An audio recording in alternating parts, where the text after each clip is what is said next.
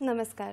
सह्याद्री वाहिनीच्या आरोग्य संपदा या कार्यक्रमात मी डॉक्टर केतकी दिनकर चौधरी तुमचे सर्वांचे मनापासून स्वागत करते. प्रेक्षक हो, या कार्यक्रमात आपण आरोग्यविषयक विविध विषयांवर चर्चा करत असतो, तसेच तज्ज्ञांकडून मार्गदर्शन घेत असतो. प्रेक्षक हो, वैज्ञानिक दृष्टिकोनातून हे सिद्ध झालेले आहे की एका मातेच्या गर्भाशयातील बाळ आसपासच्या गोष्टी ऐकू शकते, त्या आत्मसात करू शकते आणि त्याला प्रतिसादही करू शकते. आणि याचमुळे गर्भसंस्कार हा एक महत्त्वाचा विषय झालेला आहे. तर प्रेक्षक हो, आजच्या या भागामध्ये आपण बीजसंस्कार आणि गर्भसंस्कार काय आहे, ते कशा पद्धतीने केले जाते आणि त्यामधून काय काय आपल्याला काय काय उपयोग मिळतात हे आपण बघणार आहोत.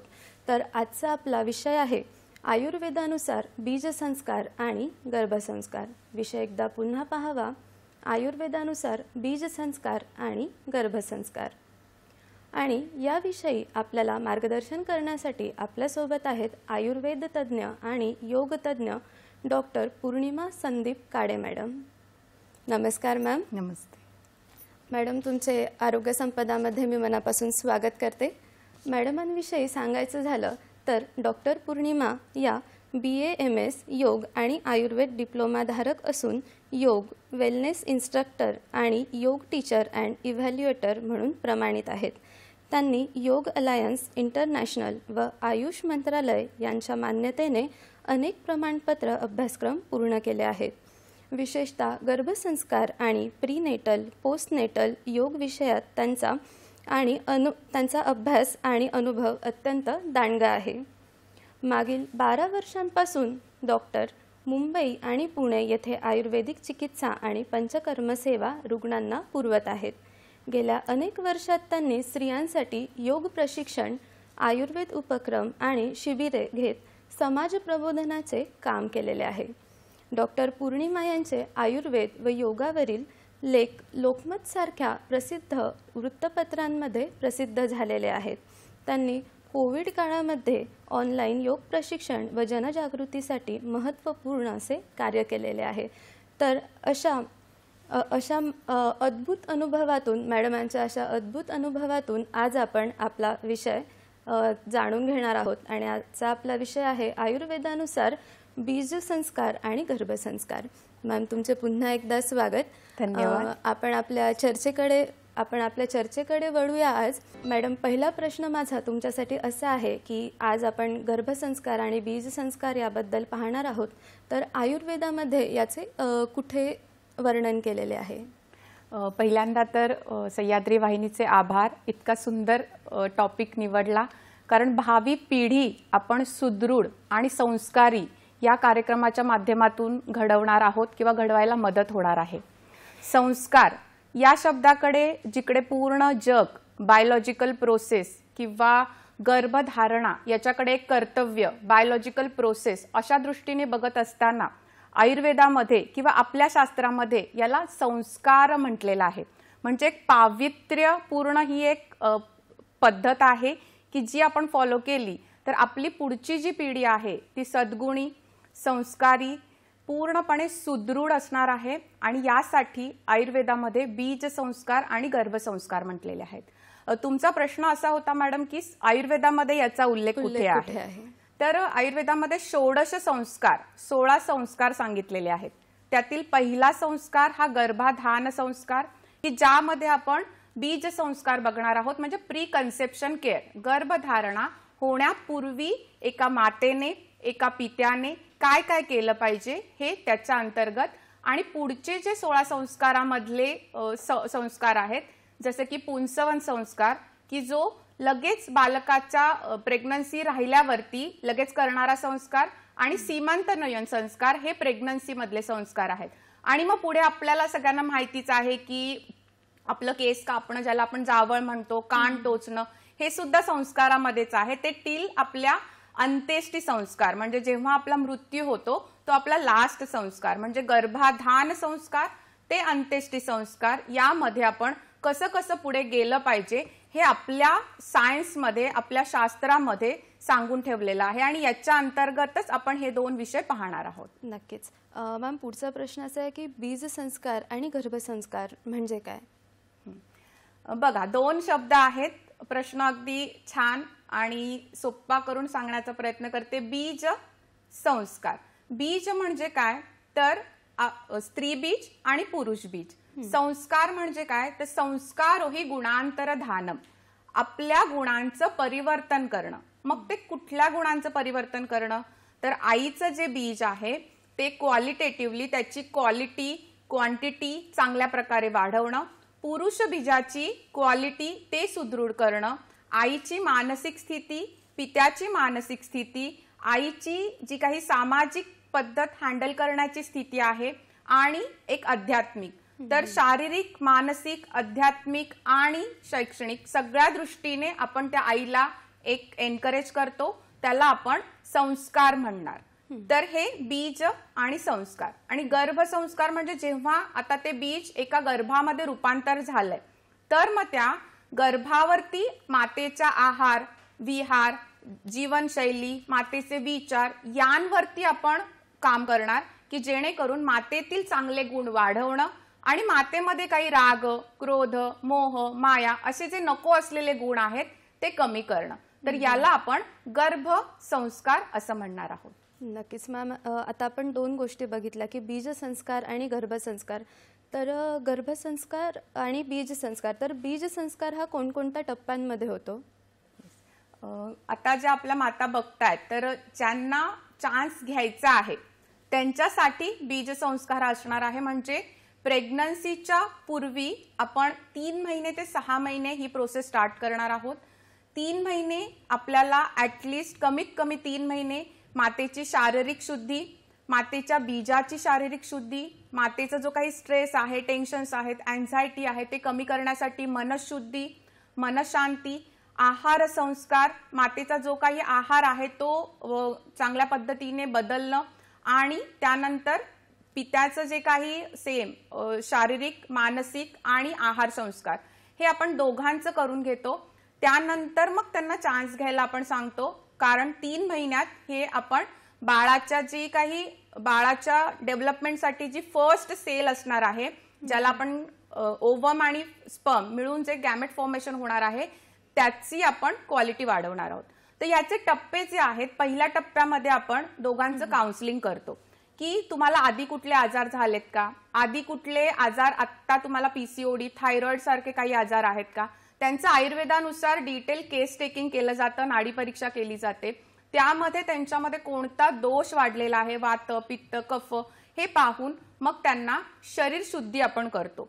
शरीर शुद्धीमधनं आईचं शरीर आणि पित्याचं शरीर दोन्ही शरीर हे क्लीन होतात, प्युअर होतात.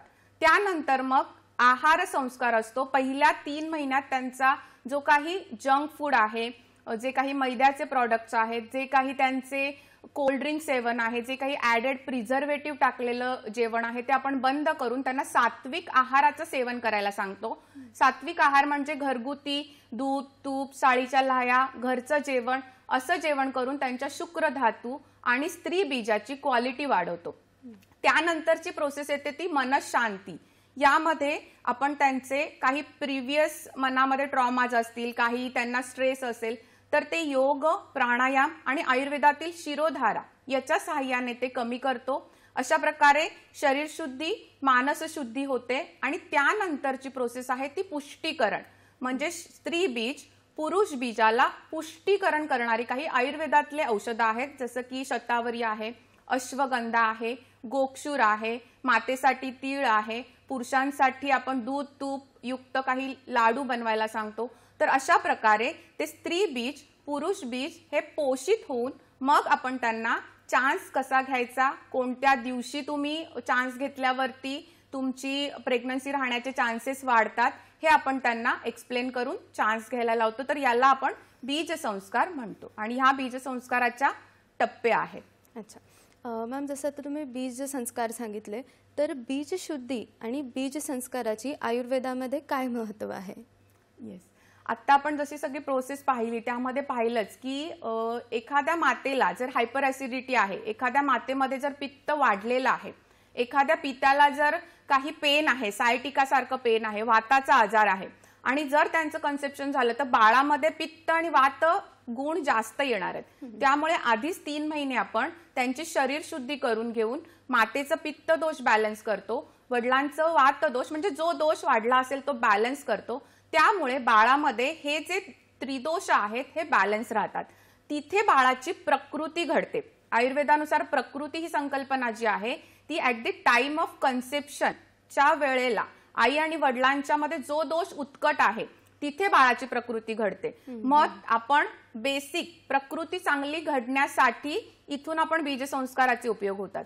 त्यानंतर काही जेनेटिक डिसऑर्डर्स आहेत. आजकाल आपण खूप बघतो की ऑटिझम, ADHD, मग डिलिव्हरी झाल्यानंतर त्या माता थेरपिस्टकडे जातात. 1 वर्षानंतर मग आम्ही ही थेरपी देऊ, ते मेडिसिन घेतो. आता आम्ही किती पण खर्च करायला तयार आहे, पण तेव्हा त्याचा उपयोग खूप कमी होणार आहे जर तुम्ही आधी प्रेग्नन्सीच्या आधी 3 महिने जर तुमच्या शरीरातील ते दोष काढून टाकले पंचकर्माच्या साहाय्याने, आयुर्वेदाच्या साहाय्याने, योगाच्या साहाय्याने, तर ते जे दोष आहेत ते बाळामध्ये येणार नाहीत आणि मग बाळामध्ये जे काही जेनेटिक डिसऑर्डर्स आहेत ते होण्याचं प्रमाण कमी होईल.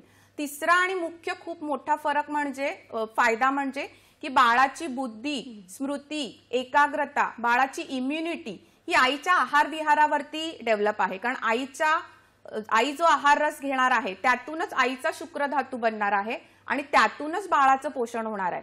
तिथे आपण आहार संस्कार जेव्हा करतो तेव्हा आपण ते करेक्शन केल्यामुळे बाळाचे सगळे धातू चांगले तयार होतात, सुदृढ तयार होतात आणि त्यामुळे बाळाला एक लाईफ टाईम चांगली इम्युनिटी मिळते.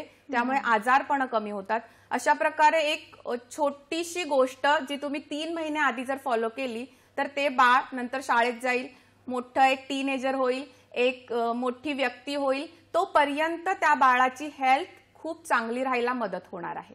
नक्कीच, म्हणजे बीज संस्कार हे किती महत्त्वाचे आहेत हे आता आपल्याला कळालेलं आहे प्रेक्षक हो. तर मॅडम, अजून एक प्रश्न असा होता की गर्भधारणेपूर्वी आता आपण बघितलं की बीजसंस्कार, मग बीजसंस्कार हे गर्भधारणेपूर्वी करावे लागतात, तर मग आईनी आणि पित्याने या दोघांनी त्यांच्या मनाची तयारी कशी करावी? पहिल्यांदा तर जेव्हा ते ठरवतात की आपल्याला आई बाबा व्हायचंय तिथे त्यांचा पहिला संस्कार सुरू होतो.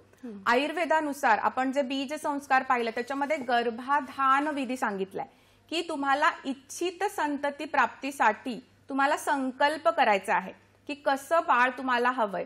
त्या बाळाच्या संकल्पासाठी तुम्ही प्रयत्न करायचे आहेत. त्यासाठी मनःशुद्धी जी आपण पाहिली, मनःशांती, तर याच्यामध्ये योग आणि प्राणायामाचा खूप जवळचा संबंध येतो. प्राणायामामध्ये आपण बॉडीतील ऑक्सिजनची लेवल वाढवतो. ऑक्सिजनची लेवल वाढते, स्ट्रेस लेवल कमी होते. कॉर्टिसॉल सारखं हॉर्मोन, ॲड्रिनालिन सारखं जे हॉर्मोन आहे जे स्ट्रेस लेवलसाठी जास्त कारणीभूत असतं ते प्राणायाम आणि मेडिटेशनने कमी होतं आणि मग आई आणि वडिलांची जी काही मनःशांती आहे ती साधली जाते. तर यामध्ये आपण त्यांना काही प्राणायामाचे सेशन्स, काही दोघांना एकत्रित मेडिटेशनचे सेशन्स देऊन त्यांच्यातील मनःशांतीही वाढवली जाते आणि स्ट्रेस, अँझायटी कमी केली जाते. पण यासाठी दोघांचा संकल्प महत्वाचा आहे. त्यालाच आयुर्वेदात इच्छित संतती प्राप्ती म्हटलेलं आहे. तुम्हाला जसं बाळ हवंय तसं तुम्ही याच्या सहाय्याने घडवू शकता. नक्कीच. आता आपण बीज संस्कार म्हणजे हे काय हे बघितलं आहोत, तर आपण आता गर्भसंस्कार म्हणजे काय हे पाहणार आहोत. तत्पूर्वी वेळ झाले का छोट्याशा विश्रांतीची. तुम्ही कुठेही जाऊ नका, बघत रहा आरोग्य संपदा.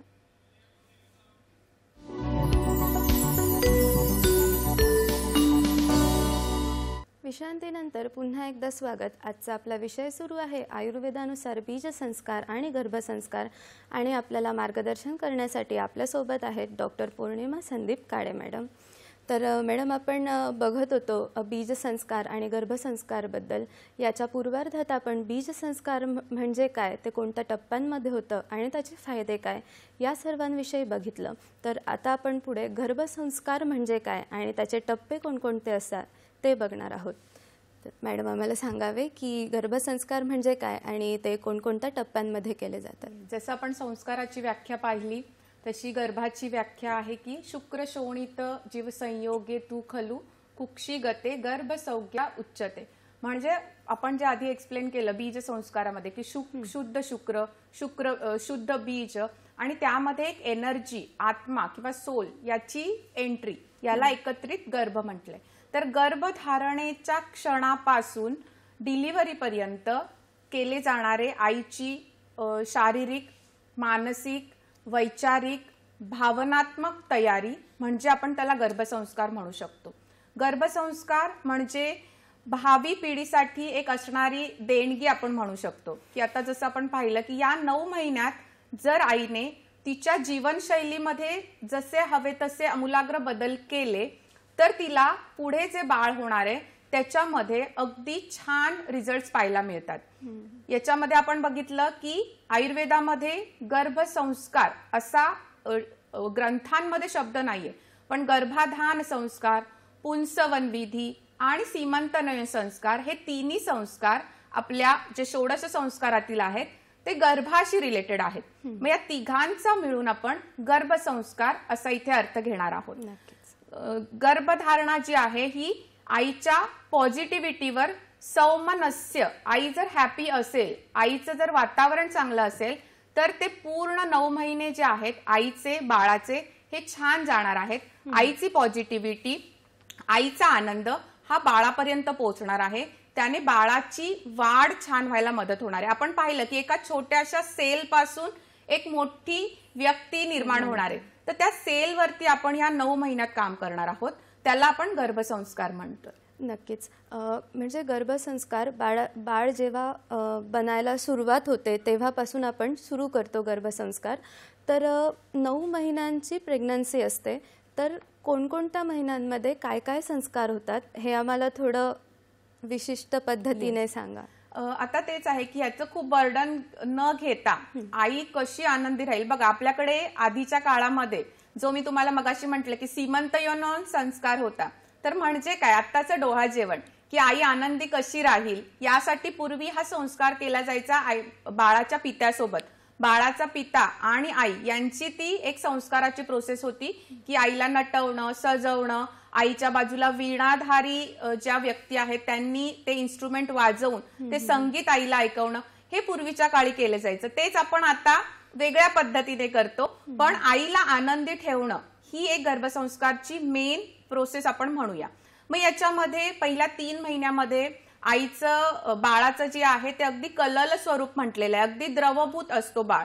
तर त्याच्यामध्ये आपण हलका जो काही चालणं आहे, घरातले कामं आहेत, इतकाच व्यायाम, नंतर आई कशी आनंदी राहील या प्रकारे आपण जास्त काम केलं पाहिजे फर्स्ट ट्रायमेस्टरमध्ये. सेकंड ट्रायमेस्टर जो आहे 4था, 5वा, 6वा महिना, याच्यामध्ये मुख्यतः बाळाचे पंचमहाभूत, बाळाचे पंचेंद्रिय, बाळाचे कर्मेंद्रिय, मन याची निर्मिती होत असते. आयुर्वेदामध्ये 4थ्या महिन्यात हृदयाची उत्पत्ती सांगितली आहे. उत्पत्ती म्हणजे हृदयाच्या 6व्या महिन्यात आपल्याला हार्टबीट, 6व्या वीक मध्ये आपण हार्टबीट ऐकतो, राईट.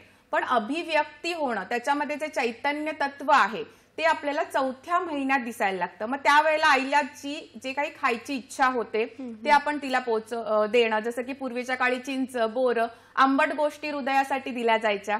पंचमे मनाहा, 5व्या महिन्यात मनाची निर्मिती होते किंवा अभिव्यक्ती जास्त होते. मग त्यावेळेला आईच्या मनावरती काम करणारे आपण संस्कार करणार आहोत. यामध्ये वडिलांचा, पूर्ण कुटुंबाचा सहभाग खूप महत्वाचा आहे. आई कशी आनंदी राहील, आईचं मन कसं आनंदी राहील हे ह्या वेळेत पाहिलं जातं की जेणेकरून बाळाचं मन घडताना ते चांगलं स्ट्रॉंग राहणार आहे. यामध्ये मग मनाचे श्लोक ऐकणं किंवा म्हणणं किंवा काही अशा गोष्टी आईने करणं की ज्या तिला आवडतात, तर हे 5व्या महिन्यातलं आहे. 6व्या महिन्यात मग बल, बुद्धी, वर्ण याचं वर्णन आलेलं आहे आयुर्वेदामध्ये. मग हे वाढवण्यासाठी बुद्धी, षष्ठे बुद्धी ही, मग 6व्या महिन्यात बुद्धीची वाढ ही जास्त होते. मग या महिन्यात आईसोबत काहीतरी जे पझल्स आहेत, सुडोकू सारखी गेम आहेत, चेस जसं आहे की आईच्या ब्रेनची जी काही डेव्हलपमेंट, बाळाच्या ब्रेनची डेव्हलपमेंट ही आईच्या माध्यमातून कशी होईल हे आपण या महिन्यात बघतो. त्यामुळे 6व्या महिन्यात आयुर्वेदातील काही बुद्धी, स्मृती, एकाग्रता वाढवणारी औषधं, काही तूप, जसं की आपल्याला माहिती आहे शंखपुष्पी आहे किंवा काही तुप आहेत, महाकल्याण घृत सारखं तूप आहे की जे आपल्याला बुद्धी, स्मृती, एकाग्रता वाढवायला मदत करतं, तर ते आपण या महिन्यात देणार आहोत. 7वा, 8वा, 9वा महिना हा बाळाची चांगली वाढ झालेली आहे, तर बाळाच्या सर्वांग विकासासाठी आपण पुन्हा मधुर औषधी सिद्ध तूप, नंतर सात्विक आहार आणि आईला व्यायाम की जेणेकरून तिचा जो व्यायाम आहे हा तिला नॉर्मल डिलिव्हरीच्या दृष्टीने उपयोग करेल. मग याच्यामध्ये आपल्याला योगाचा खूप चांगल्या प्रकारे उपयोग होतो. योगाची जी काही आसनं आहेत ती आसनं आईच्या पेल्विक फ्लोअरवरती काम करून बाळाच्या नॉर्मल डिलिव्हरीसाठी आईच्या पेल्विक रिजनला तयार करतात आणि त्यामुळे मग नॉर्मल डिलिव्हरी व्हायला मदत होते. गर्भसंस्कार हे 9 महिने आपण विविध प्रकारे, त्याच्यामध्ये खूप टेक्निक्स आहेत, पण ऍटलिस्ट आईने ह्या जरी टेक्निक फॉलो केल्या तरी तिचं 9 महिने अगदी आनंदी जातील. नक्कीच. आणि 9 महिने आनंदी गेलं की बाळ तितकंच आनंदी जन्माला यायला नक्कीच मदत होईल. तुम्ही आता सांगितलं की मंत्र आणि श्लोक काहीतरी म्हणतात, तर बाळाच्या बुद्धीवर किंवा त्याच्या आरोग्यावर चांगले परिणाम करणारे असे किंवा गर्भसंस्कारासाठी असे काही मंत्र किंवा श्लोक आहेत का? हो, नक्कीच. आपल्याकडे ही प्रथाच आहे, म्हणजे की पूर्वीच्या काळी कसं होतं की एकत्र कुटुंब होतं, त्यामुळे जात्यावरच्या ओव्या, सकाळचा हरिपाठ, रात्रीची शेज आरती, संध्याकाळची आपली जी काही आरती, दिवा लावण्याचे श्लोक आहेत ते सतत त्या स्त्रीच्या आणि इनडिरेक्टली त्या बाळाच्या कानावरती पडत असायचे. आता आपलं कुटुंब न्यूक्लिअर झालेलं आहे, त्यामुळे इतकं सगळं आपल्याकडनं होत नाही. तरी आईने जर प्रयत्नपूर्वक या 9 महिने बाळाच्या या कृतीवरती वर्क केलं तर बाळाच्या बुद्धी, स्मृतीवरती खूप चांगल्या प्रकारे उपयोग होतो. शास्त्राने सुद्धा आता प्रूव्ह केले की 5व्या महिन्यात बाळाचे इयर बड डेव्हलप होतात. नंतर 6व्या, 7व्या महिन्यामध्ये बाळ अगदी क्लिअरली आईचा आवाज ऐकू शकतं. त्याच्या पुढे जाऊन शास्त्र असं सांगतं की बाळ ऐकतं आणि ते लक्षातही ठेवतं. म्हणजे जर तुम्ही 9 महिने एकच श्लोक किंवा एकच आवडीचं आईवडिलांच्या गाणं जर तुम्ही बाळाला ऐकवलं तर जन्मानंतर पहिल्या 1 ते 2 महिन्यामध्ये बाळ ते गाणं, त्या श्लोकवरती आपल्याला पॉझिटिव्ह रिॲक्ट करताना दिसतं. रडत असेल तर ते रडायचं थांबतं. तर याच्यासाठी खूप काही करण्याची गरज नाही. साधं जो काही ईश्वर, पूर्ण आपल्या ब्रह्मांडाचा स्वर ज्याला ओमकार म्हटलेला आहे, तर तुम्ही ओमकाराचं चॅन्टिंग करू शकता 11 वेळा, 9 वेळा, 21 वेळा. त्यानंतर गायत्री मंत्र आहे ते तुम्ही ऐकू शकता. सोहम नावाचा एक छान मंत्र आहे की जो आपल्याला आपल्या आत्मतत्वाशी जोडण्यास मदत करतो. तर सोहम तत्व तुम्ही त्याचे चॅन्टिंग ऐकू शकता. काही आपले बीज मंत्र आहेत. आपल्या शरीरामध्ये 7 चक्र आहेत, प्रत्येक चक्राचं एक बीज मंत्र आहे, तर ते एक चक्राचं बीज मंत्र तुम्ही ऐकू शकता. कोणतंही गाणं ज्याचं जी फ्रिक्वेन्सी आहे ही कमी आहे हे तुम्ही ऐकू शकता. बाळाला आवडणारे आवाज कोणते असतात तर कमी फ्रिक्वेन्सीचे. तुम्ही जर डीजेच्या बाजूला गेलात आणि सोनोग्राफी केली तर तुम्हाला लगेच कळेल की बाळ जे आहे आतमध्ये घाबरतं. बाळ सेफ मोड मध्ये येतं, त्यामुळे बाळाला ऐकवणारे संगीत हे शांत आणि स्थिर असले पाहिजेत. मग यामध्ये आपले जे शास्त्रीय संगीतातील राग आहेत जसे की राग मालकंस, आसावरी राग, राग यमन, तर हे राग जे आहेत हे तुम्ही शांत बसून, फ्ल्यूट, बासरी सगळ्यात बेस्ट आहे, तुम्ही बासरीच्या माध्यमातून हे राग ऐकू शकता. नंतर जे काही स्ट्रिंग इन्स्ट्रुमेंट आहेत म्हणजे आपली वीणा आहे, तानपुरा आहे, यातून जे स्पंदन निर्माण होतात ते बाळापर्यंत जातात. आपण लहानपणी एक एक्सपेरिमेंट शाळेमध्ये शिकलेलो आहे की साऊंड वेव्ह जे आहेत ते सॉलिड बॉडीपेक्षा लिक्विड मॅटरमधनं लवकर ट्रॅव्हल करतात. मग आपल्या शरीरात 70% पाणी आहे, बाळाच्या शरीरात 70% पाणी आहे. बाळ ज्या मीडियम मध्ये वाढतंय म्हणजे जे एम्निओटिक फ्लुइड आहे ते पाणी आहे, त्यामुळे बाळापर्यंत ही स्पंदनं, हे जे व्हायब्रेशन्स आहेत आपल्या संगीताचे ते खूप लवकर पोहोचतात आणि बाळ त्यांना लवकर यूज टू होतं. ही स्पंदनं रिसर्चमध्ये प्रूव्ह झाले की बाळाच्या ब्रेन डेव्हलपमेंटमध्ये जे न्यूरॉनचे कनेक्शन होण्याचं काम जे आहे हे इथे आपल्याला चांगल्या प्रकारे या संगीताच्या माध्यमातून होताना दिसतं. तर दररोज ॲटलिस्ट एक सकाळी उठल्यावरती चांगलं श्लोक प्रेयर म्हणा, संध्याकाळच्या वेळेला दिवे लावण्याच्या वेळेला एखादा श्लोक म्हणा, रात्री झोपताना तुम्ही एक शांत संगीत ऐकून झोपू शकता. याने तुमच्यावरती आणि बाळावरती खूप चांगल्या प्रकारे फरक झालेला आपल्याला दिसतो. नक्कीच. किती बारकावे आहेत ना आयुर्वेदामध्ये. म्हणजे एक ध्वनी किंवा राग किंवा संगीत एका बाळावर किती परिणाम करतो की ते त्याला रिॲक्ट पण करतं. आपल्याला एक प्रश्न आलेला आहे बदलापूरवरून. अजिंक्य सर, सर तुमचा प्रश्न विचारा. हा, मला असं विचारायचं होतं की गर्भधारणेच्या वेळेस बाळाचं जे मूलाधार चक्र असतं आपलं, म्हणजे आपल्याला जे मूलाधार चक्र असतं ते केव्हा ऍक्टिव्ह होतं साधारण, असं विचारायचं. ओके, चांगला प्रश्न आहे. चक्र जे आहे की बाळ आता त्यांचा प्रश्न असा आहे की मूलाधार चक्र कधी ऍक्टिव्ह होतं बाळाचं. तर ऍटलिस्ट याच्यासाठी थोडी योगाची आणि प्राणायामाची, मेडिटेशनची प्रॅक्टिस असणं गरजेचं आहे. तर ज्यांची प्रॅक्टिस असेल त्यांनी चक्र साधना करावी असं मी या माध्यमातून सांगेल.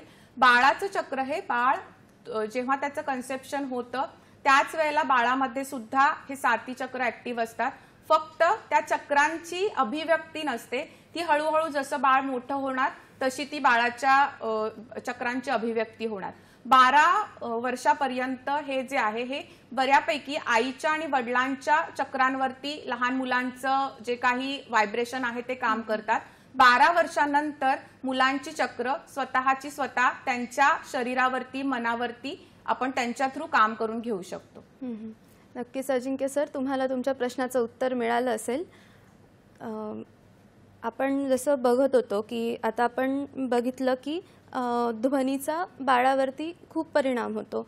तर जसं बाळाला आपण काय बोलतोय तेही कळत असावं. तर बऱ्याच पॅरेंट्सचा असा प्रश्न असतो की ठीक आहे आम्ही बोलू, पण काय बोलावं, कसं बोलावं, तोही एक मोठा प्रश्न असतो. तर एका पॅरेंट्सनी त्याच्या बाळाशी कसा संवाद साधावा, जो गोड संवाद म्हणतो आपण, तो कसा साधावा? गर्भसंस्कारातील सगळ्यात महत्वाचा जो टप्पा आहे तो गर्भसंवाद आहे. गर्भसंवाद, बाळाशी संवाद साधणं. तर याच्यामध्ये मातांना खरंच कन्फ्युजन असतं की कसं करावं. तर याच्यामध्ये 2-3 प्रकारे आपण करू शकतो. पहिला प्रकार अगदी साधा सोपा आहे. तुम्ही जाता येता कुठे, कारण आपल्याला आता आपण पाहिलं शास्त्रामध्ये की बाळ ऐकतंय, बाळ लक्षात ठेवतंय. जाता येता टोमॅटो दिसलं, बाळाला दाखवा हा लाल रंग आहे, हे टोमॅटो आहे. अशा प्रकारे हे फूल आहे, हे लाल फूल आहे, हे पिवळं फूल आहे, ही तुझी आजी आहे, हे तुझे बाबा आहेत. अशा प्रकारे जाता येता तुम्ही बाळाला त्या गोष्टी सांगून जे काही मल्टिपल नॉलेज आहे ते तुम्ही बाळाला याच क्षणापासून देऊ शकता. कारण बाळ ते लक्षात ठेवणार आहे. जसं अभिमन्यूने लक्षात ठेवलं होतं आणि मग चक्रव्यूहामध्ये जी आपल्याला सगळ्यांना अभिमन्यूची स्टोरी, गर्भसंस्कार म्हटलं की माहिती आहे. सेम तुम्ही जाता येता बाळाला तुम्हाला जितकी इन्फॉर्मेशन द्यायची आहे तितकी तुम्ही देऊ शकता. दुसरा प्रकार आहे याच्यामध्ये की तुम्ही शांत बसून एका जागी पहिल्यांदा बसायचं आहे. तुम्ही मांडी घालून खाली बसू शकता. ज्यांना कोणाला बेडरेस्ट आहे ते चेअरवर, सोफ्यावर बसू शकतात. आणि एक हात पोटावर ठेवायचा आहे. पहिले छान श्वास घ्यायचा आहे, सोडायचा आहे. तुम्ही बाळाशी कनेक्ट होताय, फील करायचंय. आणि मग तुम्हाला बाळाला ज्या काही गोष्टी शिकवायच्या आहेत त्या गोष्टी तुम्ही तिथे बाळाला सांगणार आहात. या सगळ्या गोष्टी पॉझिटिव्ह सेंटेन्स मध्ये असणं गरजेचं आहे. फॉर एक्झाम्पल, बाळा तू हेल्दी आहेस, बाळा तू सुंदर आहेस, अशा प्रकारे बाळा तुझे सर्व अंगावयव नॉर्मल आहेत, अशा प्रकारे प्रेझेंट टेन्स मध्ये तुम्ही बाळाला ते बोलायचं आहे. तिसरा प्रकार, बाळाच्या वडिलांसोबतचा गर्भसंवाद. तर हे पण बऱ्याच वेळा लॅकिंग होतं की बाळाचे वडिलांना वेळ नसतो किंवा ही गोष्ट माहीत नसल्यामुळे ही गोष्ट केली जात नाही. पण खूप गरजेची आहे. जसं बाळ आईच्या आवाजाला ओळखतं तसं बाळ वडिलांच्या आवाजाला सुद्धा रिॲक्ट करतं. मग बाळाच्या वडिलांनी सुद्धा रोज रात्री किंवा सकाळी ऑफिसला जाताना बाळाला बाय बाय करून, रात्री बाळाच्या पोटावर, आईच्या पोटावर हात ठेवून बाळाला गर्भसंवाद करून मग बाहेर तुम्ही झोपी गेलं पाहिजे. तर बाळ आईच्या वडिलांचं जे रिलेशन आहे, त्यांचं जे बॉन्डिंग आहे, हे सुद्धा बाळापर्यंत पोहोचतं आणि मग त्या तिघांचं एक छान घट्ट नातं आयुष्यभरासाठी आपल्याला पाहायला मिळतं. अजून एक यामध्ये प्रकार आहे की आपल्याला जसं बाळ घडवायचं आहे तसं बाळ तुम्ही या गर्भसंवादाद्वारे घडवू शकता. फॉर एक्झाम्पल, आपल्याला जर एखादा क्रिकेट प्लेअर आवडतोय तर त्याचे चांगले गुण आपल्या बाळामध्ये येत आहेत अशा प्रकारे पॉझिटिव्ह अफर्मेशन्स थ्रू आपण हे बाळ सुद्धा क्रिएट करू शकतो. म्हणूनच याला इच्छित संतती प्राप्ती म्हटली आहे. आपल्याला जसं हवं तसं बाळ या 9 महिन्यात गर्भसंवादाद्वारे आपण क्रिएट करू शकतो. म्हणजे गर्भसंवाद हा गर्भसंस्कारामधला एक मोठा आणि महत्त्वाचा टप्पा आहे नक्कीच असं आपण म्हणू शकतो. आपल्याला एक प्रश्न आलाय निपाणीवरून शिवानंद वसेदार सरांचा. सर प्रश्न सांगा. विचार. माझा प्रश्न असा आहे, एखादा महिला गर्भधारण झाल्यानंतर असं ऐकले गेलेलं आहे की ज्याप्रमाणे आपण समजा एखादं भक्तिगीत वगैरे वाचतो गर्भधारण झाल्यानंतर किंवा शूरवीर पुरुषांचं पुस्तक वाचणे किंवा असं चित्रपट पाहणे वगैरे जे करतो त्याचप्रमाणे त्या मुलांच्यावर सुद्धा गर्भधारण असते, त्या मुलांच्यावर सुद्धा संस्कार तसा प्रमाणे होतोय असं म्हणतात. मग ते खरं आहे काय आणि त्यासाठी तुम्ही काय सांगाल असा माझा प्रश्न बघा मॅडम. नक्कीच तुमच्या प्रश्नाचं उत्तर आपण नक्कीच डॉक्टरांकडून घेऊया. तत्पुरती वेळ झाली एका छोट्याशा विश्रांतीची. तुम्ही कुठेही जाऊ नका, बघत रहा आरोग्य संपदा.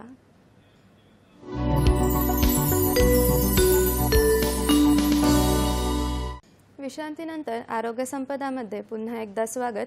आजचा आपला विषय सुरू आहे आयुर्वेदानुसार बीजसंस्कार आणि गर्भसंस्कार आणि आपल्यासोबत आहेत डॉक्टर पौर्णिमा काळे मॅडम.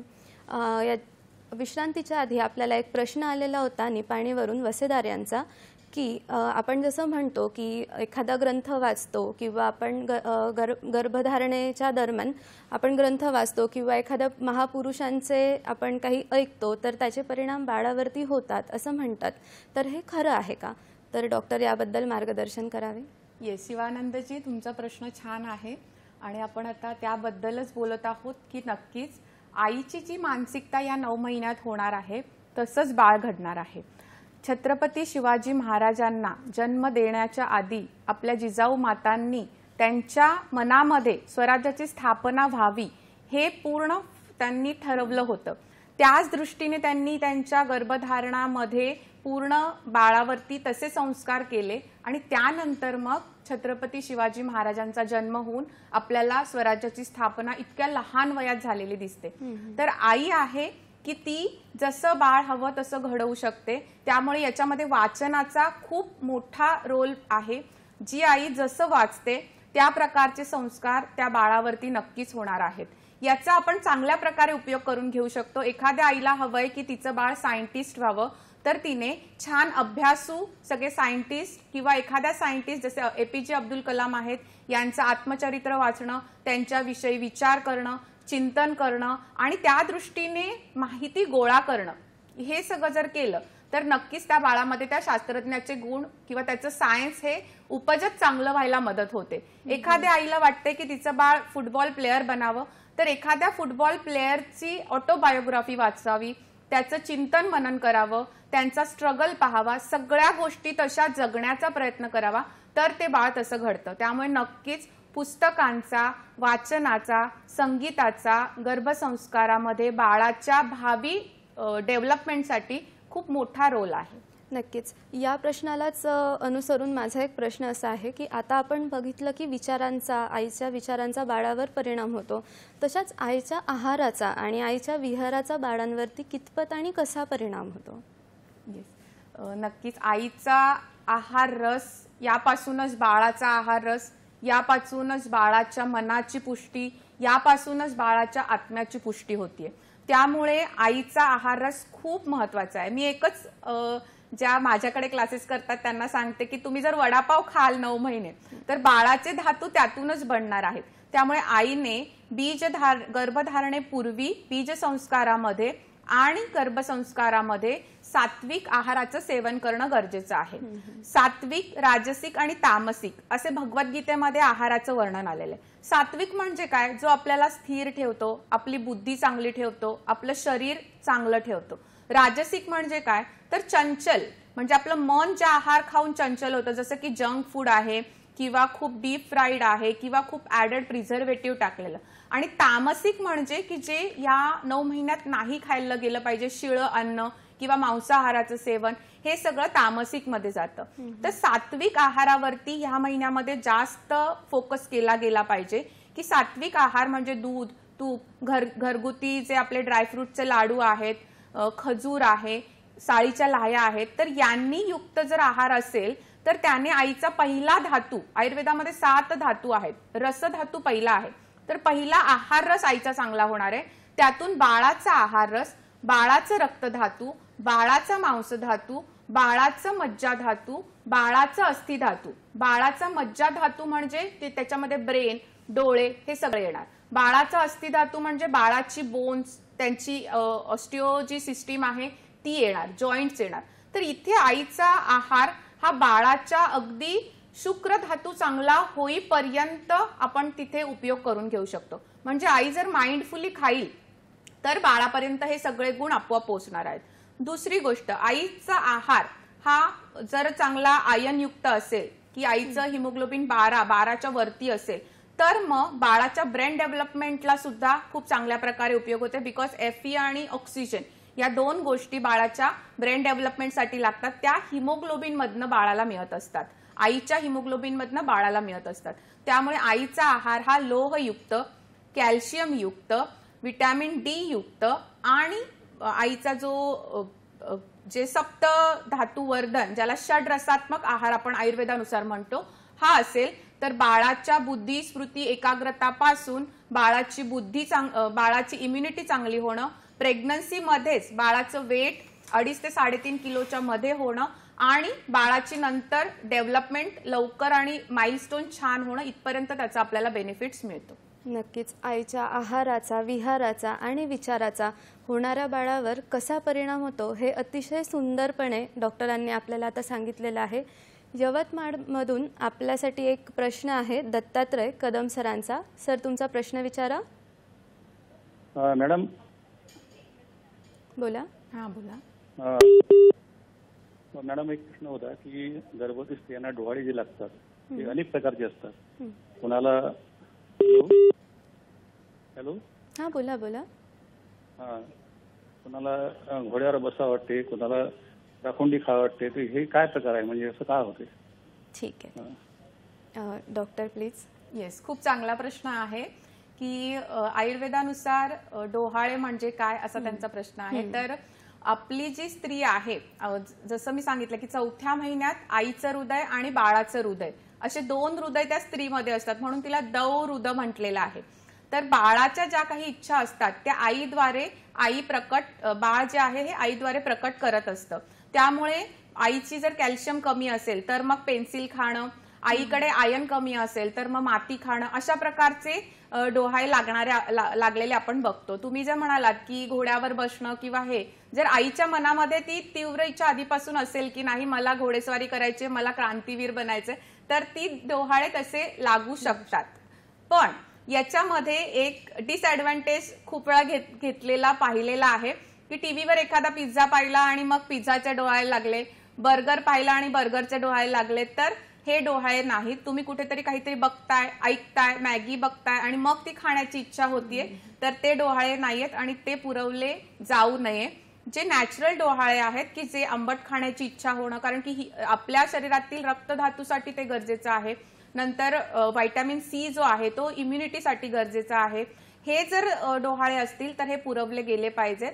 परंतु अगदी कमी प्रमाणात, म्हणजे पाणीपुरी, बाकीचं जे काही आहे ते अगदी एखाद दुसरं टेस्टसाठी खाऊन बाकीचं तुम्ही त्यांना नॉर्मल जेवणावरती शिफ्ट झालं पाहिजे. पेन्सिल आणि जर राखुंडी खायची इच्छा होत असेल तर डॉक्टरकडे जाऊन तुम्ही कॅल्शियम आणि आयर्नच्या गोळ्या सुरू केल्या पाहिजेत की जेणेकरून ती इच्छा त्यांची आपोआप कमी होईल. म्हणजे डोहाळे सुद्धा चांगल्या गोष्टींचेच पुरवले गेले पाहिजे. तर प्रेक्षक हो, आपण खूप महत्त्वपूर्ण अशी माहिती घेत आहोत, घेऊ अजून पुढे. तत्पूर्वी वेळ झाली एका छोट्याशा विश्रांतीची. तुम्ही कुठेही जाऊ नका, बघत राहा आरोग्य संपदा.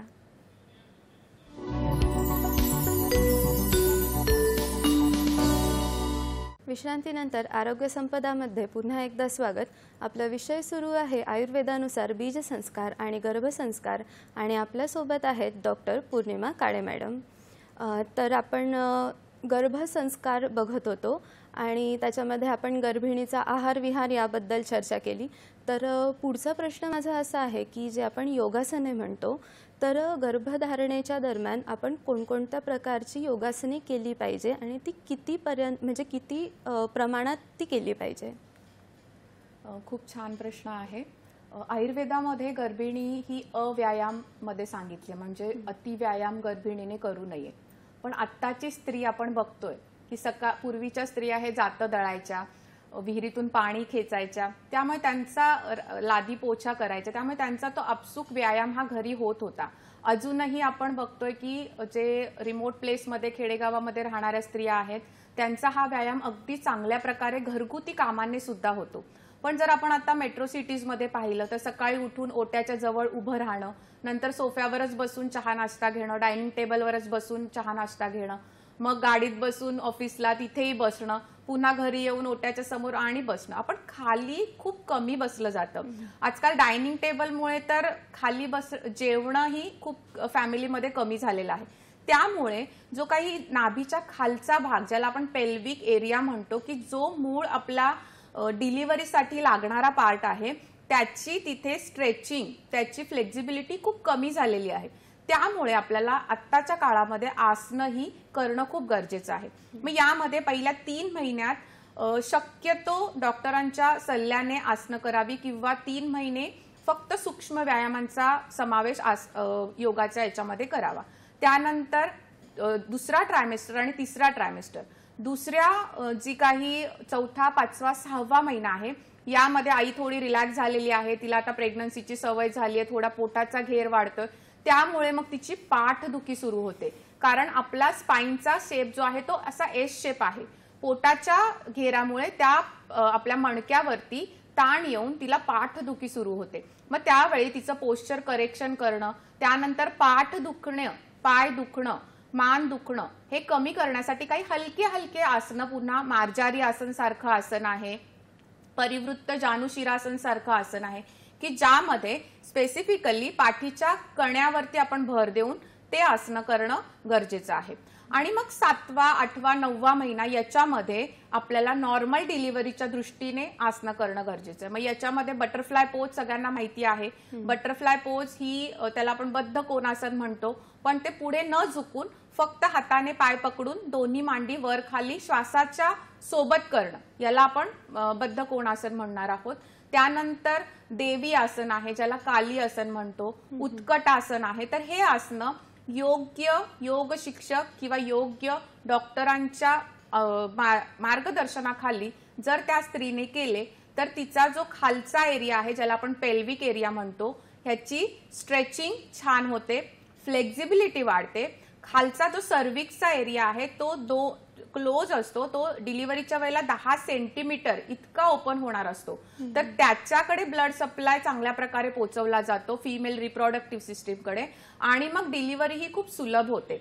रेग्युलर आसनं करणाऱ्या स्त्रियांमध्ये पेनचा जो बेरेबिलिटी आहे, पेन सहन करण्याची जी शक्ती आहे ती छान वाढते, आणि कळा सहन चांगल्या होऊन लवकर लेबर पेन स्टार्ट होऊन ती डिलिव्हरी अगदी स्मूथ होते. त्यामुळे योगासनं ही नक्की खूप चांगल्या प्रकारे काम करतात. पण काही अशा कंडिशन आहेत, जसं की प्लासेंटा प्रिव्हिया आहे, तुमची वार जर खाली असेल, ऑसची लेंथ कमी असेल आणि तुमचं ऑपरेशन तिथे झालं असेल, बीपी जास्त असेल, गर्भाशयातलं जे गर्भजल आहे ते जास्त कमी असेल, तर अशा वेळेला तुम्ही आसनं करणं चुकीचं आहे. तुम्ही डॉक्टरांच्या सल्ल्याने आसनं केली गेली पाहिजे. नक्कीच. डॉक्टर, आपण गर्भसंस्काराबद्दल बोलत होतो, तर आजच्या धावपळीच्या जीवनामध्येही हे सगळ्या गोष्टी करणं शक्य आहे का? हो, आजची स्त्री ही खरंच खूप धावपळ, सगळी पुरुषांच्या स्त्री खांद्याला खांदं लावून पुढे चालणारी आहे. तर हे जसं तिला जमेल तसं तिने केलं पाहिजे. म्हणजे मी जसं म्हटलं की गर्भसंवाद हा रोजचा जाता येता सुरू ठेवला पाहिजे. तुम्ही लोकलच्या ट्रेनमध्ये सुद्धा बाळाच्या आईच्या पोटावर हात ठेवून आई मनातल्या मनात श्लोक म्हणू शकते, ऐकू शकते. त्यानंतर बाळाला चांगल्या गोष्टी शिकवणं हे तिचं काम आहे. तिने आनंदी स्वतःहून राहणं हे तिचं काम आहे. घरातल्यांच्या सपोर्टने तिने तिचं मानसिक स्वास्थ्य चांगलं ठेवणं, यालाच आपण गर्भसंस्कार म्हणणार आहोत. रात्री झोपताना एखादा राग ऐका, प्राणायाम करा, योग करा. एक 10 ते 15 मिनिटं दिवसातील जरी आपण बाळासाठी दिले तरी ते आईसाठी खूप सफिशियंट असणार आहे, आणि बाळासाठी सुद्धा. नक्कीच. आतापर्यंत आपण बघितलं की गर्भिणीने काय करावं गर्भसंस्कार म्हणून, तर आयुर्वेदामध्ये असं काही आहे का की जे गर्भिणीने करू नये? हो, आयुर्वेदामध्ये खूप गोष्टींचा अंतर्भाव आहे की ते गर्भिणीने करू नये. पूर्वी 10,000 वर्षापूर्वीचं शास्त्र आहे, तेव्हा हे सांगून ठेवलं आणि आत्ताही आपण तसंच्या तसं ते पाहायला मिळतं. जसं की उंच कड्यांवरती किंवा म्हणजे आपण त्याला म्हणतो की टेकडीवरती चढू नये किंवा खूप खोल विहिरीमध्ये डोकून पाहू नये, कारण की त्याने आई घाबरू शकते, बीपी वाढू शकतो, कमी होऊ शकतं, चक्कर येऊ शकते. त्यानंतर उकिडे बसू नये असं सांगितलेलं आहे. खूप वेगांचं धारण करू नये, म्हणजे जे काही वॉशरूमला आली असताना न जाणं, टॉयलेटला आली असताना न जाणं, असं न करता तिथे तुम्ही वेगांचं धारण न करता ते पास केले गेले पाहिजेत की जेणेकरून तुमचा वात प्रकोप होणार नाही. अशा प्रकारे काही आयुर्वेदातल्या गोष्टी आहेत की ज्या स्त्रीने पाळल्या गेल्या पाहिजे. शिळं अन्न खाऊ नये, ताजं अन्न खावं, हा यातील मुख्य एक प्रकार आहे. नक्कीच. तर डॉक्टर, गर्भसंस्कार घरच्या घरी करता येऊ शकतात का आणि यासाठी काही ग्रंथ उपलब्ध आहेत का? गर्भसंस्कार जसं मी म्हटलं की ही पुन्हा एक सायंटिफिक आणि छान प्रोसिजर आहे की जी आई घरच्या घरी सुद्धा करू शकते. फक्त आसनं जी आहेत ती तुम्हाला वैद्यांच्या मार्गदर्शनाखालीच केली गेली पाहिजेत किंवा योग शिक्षकांच्या मार्गदर्शनाखालीच केली गेली पाहिजेत. घरच्या घरी तुम्ही पुन्हा सकाळची सुरुवात एखाद्या चांगल्या प्रेयरने करू शकता. बाळाच्या ब्रेन डेव्हलपमेंटसाठी छोटे छोटे पझल सोडवणं, पुस्तकं वाचणं हे करू शकता. शांत संगीत ऐकू शकता. भ्रामरी प्राणायामासारखे आणि ऑक्सिजन वाढवणारे अनुलोम विलोम, दीर्घ श्वसन प्राणायामासारखे प्राणायाम तुम्ही घरच्या घरी करू शकता. नक्कीच प्रेक्षक हो, आज गर्भधारणा आणि गर्भसंस्कार याविषयी आपल्याला डॉक्टरांकडून अतिशय महत्त्वपूर्ण आणि अमूल्य असं मार्गदर्शन लाभलेले आहे. नक्कीच हे आपल्या सर्वांना खूप उपयोगी ठरेल. डॉक्टर, तुम्ही इथे आलात, एवढं आम्हाला अमूल्य मार्गदर्शन केलं, म्हणजे अतिशय बारकाईने तुम्ही सर्व गोष्टी समजावून सांगितल्या. नक्कीच प्रेक्षकांना आणि आम्हालाही हे खूप जास्त महत्त्वपूर्ण ठरेल. तर एक होम मेसेज तुम्ही काय देऊ शकाल? गर्भसंस्कार ही एक फक्त एक कुठला धार्मिक विधी नाहीये, तर ही शास्त्रोक्त प्रोसेस आहे की जी आईच्या आनंदी आहार, विहार, आईचं आचरण, आईचे विचार आणि आईच्या भावनांवरती अवलंबून आहे.